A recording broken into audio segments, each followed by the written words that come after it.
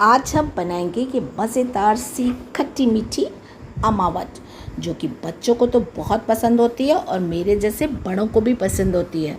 सच्ची ना, इतना चटपटा टेस्ट होता है। तो और इसको बहुत ही आसानी से बनाया जा सकता है।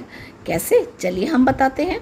इसके लिए मैंने 4 आम लिए हैं, पके हुए मीठे। उनको मैंने रफली चॉप कर लिया है, क्योंकि बाद में हमें इसका पेस्ट बनाना है। तो बस इसको इस तरीके से काट लीजिए।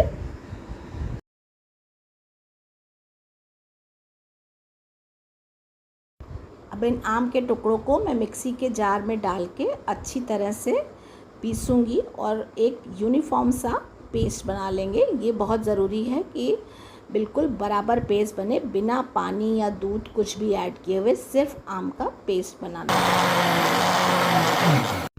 ये देखिए, बिल्कुल स्मूथ पेस्ट तैयार हो गया है और हम कोई रेशा वगैरह ना रह गया हो, इसके लिए इसे छान लेंगे।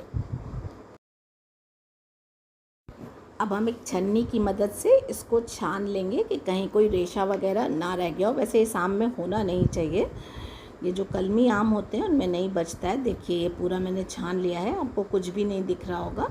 फिर भी एक बार छान लेना उसको, जस्ट टू रूल आउट कि कुछ रह ना जाए। अच्छा है। और देखिए, ये बिल्कुल सिल्की सा पेस्ट नीचे आ गया है, बिल्कुल स्मूथ पेस्ट।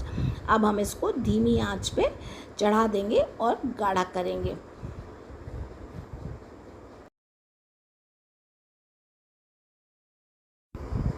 अब देखिए, ये 5 मिनट ही करीब हुआ है, 2-3 मिनट ही बल्कि हुआ है। तो इसमें मैं इसका दूसरा इंग्रेडिएंट जो कि है चीनी, वो डाल देंगे। आम आपका कितना मीठा है उसके हिसाब से चीनी डिसाइड कीजिएगा। मैं आधी कटोरी चीनी डाल रही हूँ, ये 4 बड़े आमों के लिए।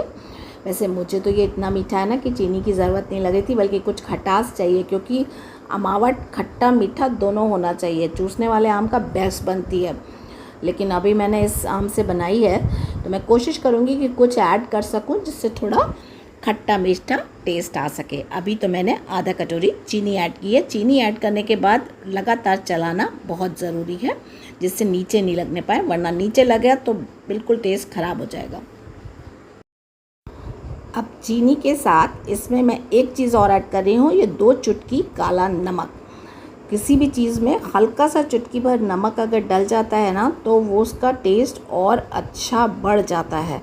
हमने चीनी ऐड करी थी ना, तो चीनी का अगर टेस्ट उभारना है तो हल्का सा नमक डाल देंगे ना। मैं तो मिठाइयों में भी डाल देती हूँ हल्का सा, उससे ज़रा टेस्ट इन्हांस हो जाता है। तो ये मैंने इसमें काला नमक डाला है। अब क्योंकि ये अमावट बना रहे हैं अपन, और अमावट जो है ना वो खूब टैंगी होती है, उसको जिसको खाओ और चटकारा, तो ये आधे नींबू का रस डाल रही हूँ मैं। क्योंकि मेरा आम बहुत मीठा था, मैंने चीनी भी ऐड की, इसलिए मैंने उसको काउंटर बैलेंस करने के लिए कि खट्टा मीठा सा टेस्ट आए, आधा नींबू का रस डाला है। लेकिन अगर आपके आम खटमिट्ठे हैं, they are the best for amavat preparation, तो फिर आप इसे मत डालिएगा, इसे डालने की ज़रूरत नहीं है। जब तक ये और गाढ़ा हो रहा है, हम एक थाली में 1 चम्मच घी डालेंगे और उसे अच्छी तरह से फैला लेंगे, यानी थाली को अच्छी तरह घी से ग्रीस करके रखेंगे, क्योंकि इसी में जब हमारा पक जाएगा मिक्सचर तो उसे फैलाना होगा। अब पूरे 10 मिनट हो गए हैं और ये ऑलमोस्ट 3/4 हो गया है अपनी क्वांटिटी का, तो ये बिल्कुल जमने के लिए तैयार है। तो अब हम इसको उस घी लगी थाली में जो हमने प्रिपेयर करके रखा है उसमें पूरे का पूरा पलट देंगे, और एक मोटी लेयर के रूप में चारों तरफ ऐसे थाली को हिला हिला के करिए। किसी स्पैचुला से करने की ज़रूरत नहीं, क्योंकि पतली लेयर नहीं होनी चाहिए, थोड़ी मोटी रहनी चाहिए, जो ऐसे बाइट आए आपको जब आप खाओ उसको, तो इसलिए थोड़ा मोटा ही रखते हैं। तो इस तरह से धीरे धीरे फैला लीजिए, जितना आसानी से अपने आप वो ऐसे फैल जाएगा वैसा। और उसके बाद 2 दिन के लिए हम इसको धूप में रखेंगे। इसको क्योंकि हम धूप में सुखाते हैं, इसीलिए इसकी शेल्फ़ लाइफ खूब अच्छी होती है। आप आराम से 2-3 महीने रख सकते हैं, क्योंकि इसमें पानी नहीं है और धूप में सुखाया गया है।